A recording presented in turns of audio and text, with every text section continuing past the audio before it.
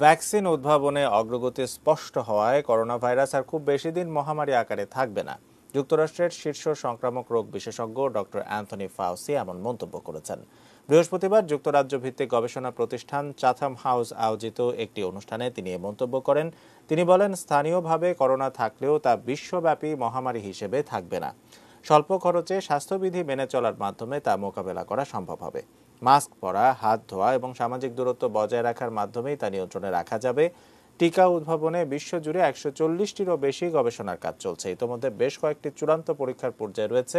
যুক্তরাষ্ট্রের ওষুধ প্রস্তুতকারক প্রতিষ্ঠান ফাইজার এবং জার্মান প্রতিষ্ঠান বায়োএনটেক এর যৌথভাবে উৎপাদিত ভ্যাকসিন এর একটি।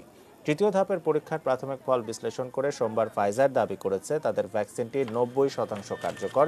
এছাড়া খুব শিগগির আসছে মডার্না উদ্ভাবিত টিকার পরীক্ষার ফলাফল।